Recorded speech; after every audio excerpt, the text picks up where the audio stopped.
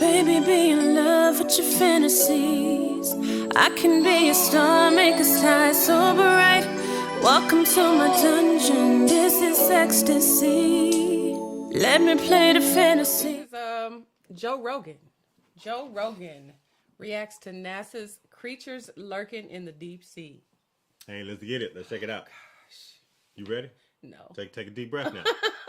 This is why I don't get into the ocean. We got to go to the deep sea. When I can't see my feet, I'm done. I love things about talking about the ocean, things that haven't been explored, things that most people wouldn't think are there, especially when you talk about the deep sea and things that are down there.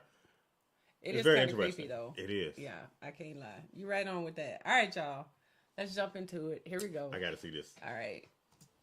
A rover touches down on an alien surface in a place that has never been explored before. It's dark, but when the rover's searchlight switches on, it reveals a landscape teeming with strange creatures that have never been seen before. Somehow, there is life thriving in this remote place. While this may seem like the opening scene of some science fiction story of life discovered on another planet, it's not fiction at all. And the setting isn't some alien planet. It's right here on Earth, at the bottom of the sea. Welcome back to Factonomenal. Today we're taking a look at why NASA is exploring the deep oceans and some of the freaky creatures they're finding down there. Look at this. Look at this. Squid skin. Squid skin. So squid or oh my god. It's crazy looking. It's like a television. Yeah. Like the pixels on a television. I didn't know squid could do that too. Mm-hmm. Whoa, this is so weird. Look oh at my that. god. They're so strange. Such a strange animal. The ocean is so bizarre in and of itself. There's just so many weird creatures in the ocean. It's such an alien environment to us as terrestrial mammals. Deep sea monsters. Recently, scientists caught glimpses of never-before-seen creatures lurking more than 3 miles deep in the ocean off the coast of Western Australia. The research team set off from Darwin in northern Australia and headed west, traversing an area of giant underwater volcanoes whose peaks surface from the depths at 2 spots, named Christmas Island and Cocos Islands. The team then looped back, finishing the tour in Fremantle on Australia's southwest coast. They used specially designed cameras made to withstand the immense pressures deep below the ocean's surface. The cameras went more than 3 miles down, passing through a layer between 600 and 3,000 feet, known as the Twilight Zone, and then down into the dark, eerie depths below. The team found hundreds of previously unidentified species during their expedition. One of them, a still unnamed blind eel, has gelatinous, loose skin that makes it look like it could have come from the runny nose of a toddler or from the chest of an astronaut, a la the film Alien. No! Weirder still, it gives birth to live young instead of laying eggs. It's just one of the hundreds of new species identified by the team, both in the deep ocean and in the Twilight Zone. Another creature that stunned the scientists has been dubbed the tripod fish, which stands on 3 long fins that look like the legs of a tripod. All tripod fish are hermaphrodites, meaning they have both male and female reproductive organs, both fully functioning. So, what? Wait a minute. Wait. Yeah, wait. Hold on. Okay. What? So you mean... So they can just reproduce on their own. So they don't need any help. They don't need a mate. I mean, obviously, I could see that. So they went down to the Twilight Zone, 3,000 feet, into complete pitch black darkness. I didn't see divers, I've known divers to dive 150 feet deep, 200 feet maybe, but would that mean that they can go both ways then? What if they do have to have a mate, but the mate can decide to be the man or whatever you want to call it, okay? You know what? It can be whatever you want it to be. I'm not no scientist, but for an animal to be a hermaphrodite where it can mate on its own, that's basically just evolution regarding just complete survival, because obviously at those depths, not a lot of things that can survive. So how would something be able to survive and then gotta find a way to find a mate? You know what I mean? How I feel would like they even... Okay. Yeah, they have to have been able to do that on their own. That's the only way that they could survive and thrive. But it couldn't put sperm in itself. So somebody has something. Actually, it can. What? Yeah, Hey, it has fallopian tubes, and it has fallopian tubes and a uterus, and then it also has the other stuff too. Right. So, but it can't do it to itself. It can. Babe, That's what a hermaphrodite is. But I don't know. I'm not gonna comment. Okay, let's just keep going. Yeah, because humans can't be hermaphrodites. While they can't reproduce with themselves, any one tripod fish can reproduce with any other tripod fish. See? An evolutionary trick that might make Darwin blush.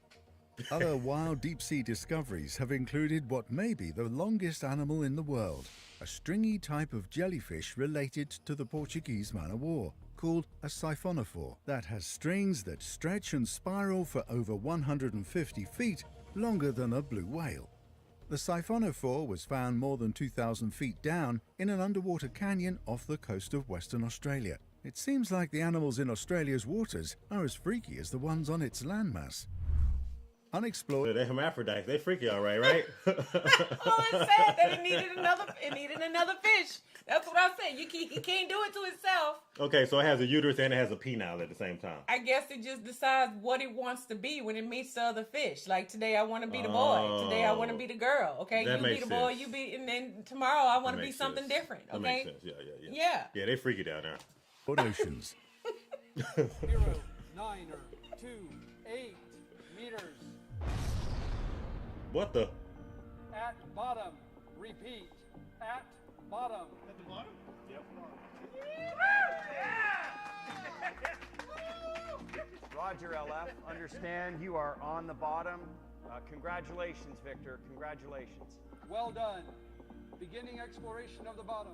So many new, creepy, fang-toothed, ghoulish, bioluminescent, deep-water creatures are being found year after year, and there will be certainly more identified in the future because an outstanding 80% of Earth's oceans have yet to be explored. We know more about the surfaces of our moon and Mars than we do about what lurks in the waters that cover 70% of Earth's surface. Wow. Joe Rogan, the comedian, MMA commentator, and host of one of the world's most popular podcasts, has expressed his amazement at the crazy unknown potential of these unexplored depths, calling the ocean a big, beautiful monster soup. And scientists seem to agree. And so seemingly does NASA. But NASA is more interested in what goes on even deeper below the surface, under conditions that could imitate conditions on other planets. NASA recently teamed up with the Woods Hole Oceanographic Institute to explore the Haddle Zone trenches, most of which are in the Pacific Ocean's Ring of Fire, where tectonic plates meet and cut deep gouges down into the seabed. The deepest, the Marina Trench, descends nearly 7 miles below sea level. Wow. To reach the depths of the Haddle Zone, named after Hades, the Greek god of the underworld, NASA is building a remote-operated vehicle named Orpheus, which has similar navigational technology as the Mars Perseverance rover. It will attempt to map out the near-alien seascape of these deep-sea trenches and the potential for life way down there. It's not the first time scientists have tried to send a vehicle to Hades. Back in 2014, scientists at the Woods Hole Oceanographic Institute sent a vehicle called Nereus 6.2 miles down into the Kermadec Trench near New Zealand, but it burst apart due to the immense pressure. The pressure that far down is intense enough to literally squeeze the cells out of animals not cut out for life down there. And up until 1977, scientists thought that this made life at such depths impossible. But when a team of US scientists dropped a vehicle named Alvin down into the Pacific Ocean to study hydrothermal vents there, they were amazed to find that life was teeming in the extreme conditions surrounding the deep-sea volcanoes. Translucent snailfish, tiny crustaceans, and other extremophile species were thriving. Scientists studying the organisms would later discover that these creatures have special enzymes called piezolites, which help give extra support to cell membranes. I'm trying to think. I think the only way that some of these can live is with those hydrothermal vents being down there. Like wherever those vents are is where like some of these type of like creatures like where they live. Like they not too far from where those vents are. I don't know. I just feel like there's a reason why they don't go down there. Like I wouldn't either. Like I mean, just in terms of like knowing what lies on the ocean floor. I just, you know, obviously, like you just heard him say, like even when they tried to send a machine down there, there's so much pressure. Like I don't know. I don't know what would be able to withstand something to go that far into the ocean like that. Like these type of organisms and stuff like that, and translucent fish or whatever. keep them from being crushed under the extreme pressures. The discovery led to one of the most widely held theories about the origins of life on Earth, that it sprung from the extreme conditions around these hydrothermal vents deep below the ocean, where organisms don't need sunlight, but instead feed on the chemical soup ejecting from the sea floor. Life may have literally come from Hades. Europa on Earth. The Hadal Zone is thought to be a pretty good earthly mirror for what's going on beneath the icy waters of Jupiter's moon, Europa. Beneath its frozen surface is a saltwater ocean that plunges between 40 and 100 miles down. And while Jupiter's moon is only half the diameter of Earth, it's estimated that it holds more than twice the amount of water as all of Earth's oceans combined. Wow. But developing a vehicle that can withstand the pressure at 40 miles down will be a tall task. We're just figuring out how to build one that can withstand pressures 6 miles down after all. But the efforts to explore Earth's Hadal Zone will be important stepping stones for possibly exploring Europa's giant ocean. Orpheus, the vehicle being built by NASA to dive down into the Hadal Zone, will have to withstand not just intense pressure, but also crazy fluctuations in temperature. Because while the water way down there is just above freezing, temperatures near the hydrothermal vents can reach nearly 700 degrees Fahrenheit. Ooh. So, engineers are building the deep-sea vehicle with a special type of foam that has microscopic glass spheres in it that will hopefully give it protection and avoid what happened to the Nereus back in 2014. Wow. Ancient human history in the ocean. Understanding our oceans can have anthropological implications as well. Just recently, scientists discovered a stone fishing weir off the coast of Alaska that's over 11,000 years old. Weirs are traps built to catch fish. Walls placed at locations where, when the tide is high, the fish can swim in, but when the tide goes out, they can't swim back. An 11,000-year-old weir in Alaska means that humans came across the Bering Strait land bridge more than 1,000 years earlier than previously thought. Around this time, sea levels were also some 400 feet lower than they are today. Wow. By exploring the oceans around coasts, it will be fascinating to see what other kinds of evidence we'll find for human settlement and technology. Atlantis, anyone? Testing waters for space exploration. There they go. Atlantis. In 2017, NASA also launched a program called the Systematic Underwater Biogeochemical Science and Exploration Analog, an unwieldy name with the more conscious and fitting acronym SUBSEA. The goal of SUBSEA is to bring together the fields of space and ocean exploration. There have been 2 missions so far, both near hydrothermal vents in the Pacific Ocean. The missions are precursors to NASA's planned 2023 mission to send a rover to the south pole of our moon to study ice near a crater there. While the goal of sending a rover down into the depths of Europa may be a ways away, these missions are important steps towards figuring out the logistics of how to make it happen. What else do you think lurks deep in our planet's oceans? Let us know in the comments. And don't forget to like and subscribe for more amazing fact-nomenal content. What? What? I don't know. I'm just kind of perplexed. I'm just confused because it's like now I know that, you know, they talking about it goes like 30, 40 miles deep. Yeah. And they still trying to like build submersibles that can like go down that far and they can like withstand the pressure. But I'm still just like befuddled why they can't find more at the bottom of the ocean. It's like they can go all, you know, they can send a rover all the way to Mars, but they can't explore something that deep here on Earth. It's just I'm just like, wow, like why? I feel like it has something to do with like the pressure of the ocean. Like, you know, like when you go down and your ears start popping, you get far enough down. You know, I don't know. I really don't know. When I start thinking about it, it's just like maybe they're scared to go down there and see what's down there. They might. I don't even think it's that. This monster really does exist down there somewhere. I don't know. I don't know. I really don't know. I'd be curious to know as to why we haven't explored 80% of our ocean. Yeah. But we can go to Mars and go or. Send a rover to the moon or whatever to go and explore outer space where it's you'll do that forever, literally forever, you know. But we don't know enough about the ocean, the ocean floor, and what lies below. And I get it that they're trying to like explore stuff outside of this world. But think of how, you know, like those type of programs and stuff. I see how, you know, you know how much money it takes for them to dump into like those programs to send stuff in outer space and stuff. And I'm just like, why can't they use those resources and just take their time and just explore everything here first? Yeah. I know the pressure. I know the pressure is great, but I'm just like, I mean, if they can build, a big rocket to lift it up out into the outer space, then we should be able to build something space shuttles and things of that nature that can withstand. That's a good question. Flying out of the atmosphere and can it can withstand so much heat, I mean, all the heat and stuff, but it's everybody wants to know, like, are we the only ones? Are we the only ones that live out there? I mean, like, maybe there's more of a question to figure out, like, what else is out there than, we have the people here, the oceaneers, the people who, that study and, 1 day, 1 kilometer at a time. Yeah, I mean, we'll figure out what's in the ocean someday. I suppose. I just want to know more.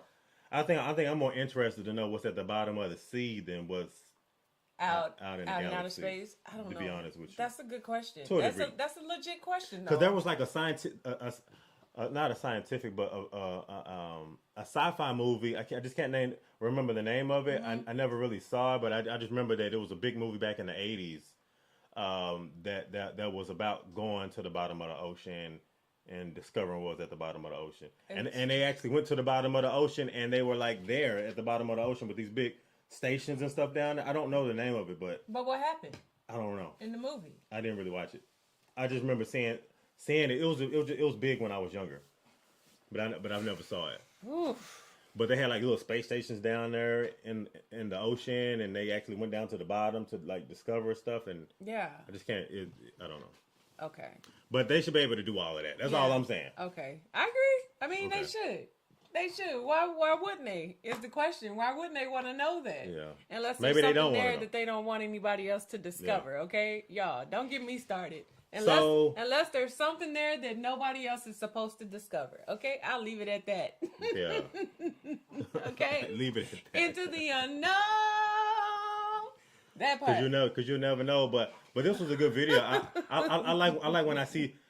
You know how they had like these little animated videos where they show like animated stuff at the bottom of the ocean. Yeah. I like when they show like actual like footage of like actual like creatures. Like the real thing. Yeah, like the real thing. Like you can actually see like those hydrothermal vents, and you can see like the little creatures and organisms that's at the bottom of the ocean, because they are like translucent and see through, and they glow. I was gonna say, what's interesting, it seems like most of the time they talk about that kind of stuff, they always refer to them like as being like they're clear. There's translucent little situations. Okay, yeah.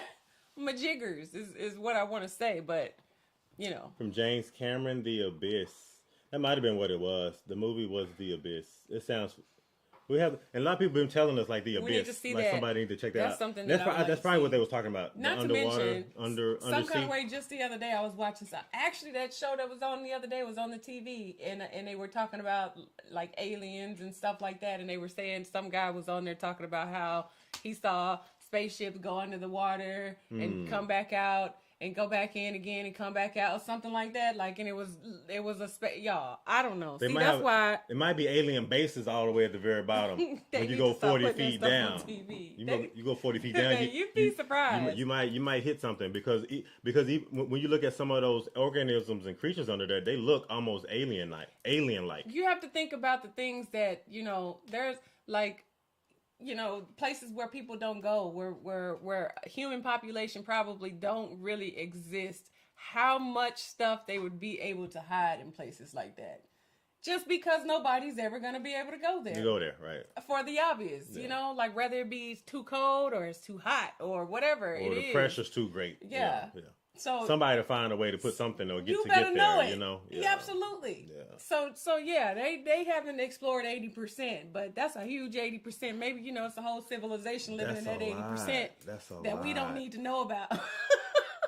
I'm just saying, y'all. I don't know. I like the video though. Yeah, that was because it definitely makes you. Let me stop with the conspiracies, y'all. I'm just playing, y'all. But we did learn that there are animals underneath the earth that are hermaphrodites, and they can have sex with their own selves and reproduce. I don't think he said that though. They can reproduce on their own? No, he said it takes another. Oh, but they can just choose what they want to choose at that particular time. Right. Okay. So yeah, I guess you feeling like. So they're not really that freaky. Hey, it's freaky to me. If you ask me, it freaks you out, especially when they showed that fish that was like translucent. That thing was crazy. Yeah, it was. Let me do some shout outs.